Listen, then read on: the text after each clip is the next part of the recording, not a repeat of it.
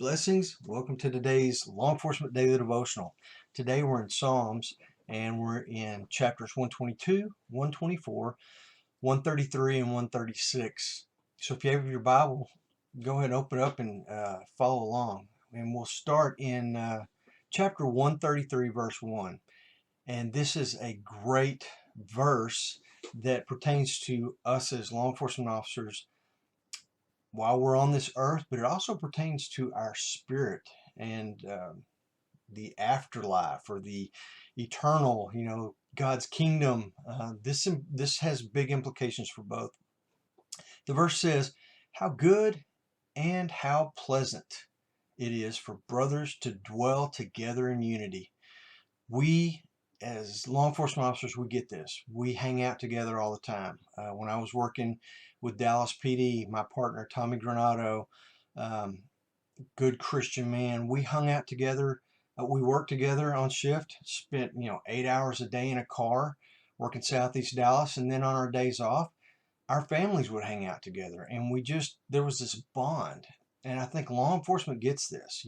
We have to watch each other's back, so we know how important that unity is, being on the same page.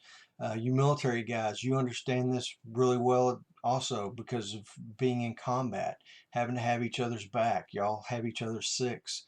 Um, but as cops, especially Christian cops, it's also equally important, or even more important, to be accountable to each other spiritually, to make sure that as law enforcement officers, we don't get off the path. We stay on the path, and we're all going to veer off at one time or other. But to have another Christian law enforcement officer to pull you back into the path and say, "Hey, brother, you're going down the wrong road. This path leads to destruction. Let's get back, get our focus back on God and what's important and carrying out His justice and being a good example to our communities." So it's very important. Jumping down to 134, verse 1, I just love this verse, and um, I'm positive it was not written from the angle that I'm fixing to talk about. But it says, "Blessed are those who work at night in the Lord's house." Well, there's only a certain amount of people who work at night. Now, I know in our culture you have convenience stores and places that stay open all night, but they're not essential. The only essential, necessary profession that stays up all night long is law enforcement. I mean, even firemen and paramedics go back to their stations and sleep in their bunks unless they get a call. But a law enforcement officer has to stay alert all night long.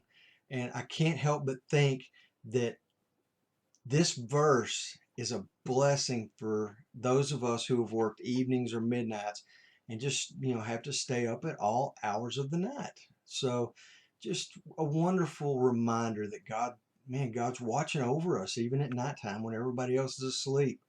Again, verse 134, verse 3, or chapter 134, verse 3, "You who work nights, may the Lord bless you." I love that. 135, verse 6, "Whatever the Lord pleases, He does, in heaven and in earth, in the seas and in all the deeps." God does what pleases Him. I mean, if you were king and you could do whatever you wanted, think about it. What would you do? Well, I think it's cool that we serve a God that can do anything He wants, but He does good. And that's what He wants. He desires good all the time.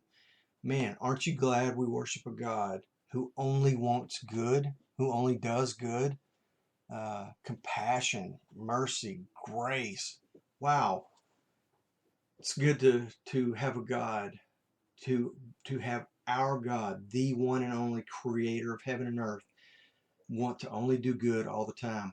But as children of God, and He's a God of justice, that's doing good, He expects us to reflect that goodness, that righteousness, that justice. And that's why it is so important in this culture, I think, to be a peace officer, because we fall right into His plan. And some of us may not have even known it when we took this job, but we are doing the work that He's called us to. And it's so sad that there are some peace officers out there who are doing the job, but they're not going to get the eternal reward for it, the benefits, for doing the good because they haven't accepted Jesus Christ.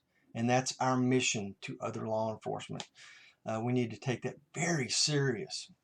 Real quickly, chapter 135 verses 8 through 11 follows this up, and it talks about all these governments and these kingdoms, and God destroys them right after he says God only does good. Why are they destroyed? Because they're evil governments that don't carry out his justice, that don't do his will on earth. And because he's a good God, he takes out the bad governments so a good government can replace it. We've got to be good government officials, good peace officers, good federal agents, good sheriffs.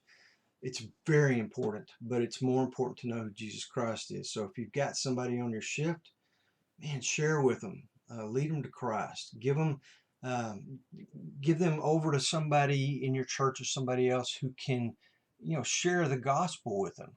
And if you've got any questions or need any help with that, contact FCPO at fcpo.org or Chuck at fcpo.org, and let's talk through it and see what we can do. Anyway, tomorrow's read Psalm 138 through 39, 145, 148, and 150. So bless you, and I'll see you tomorrow.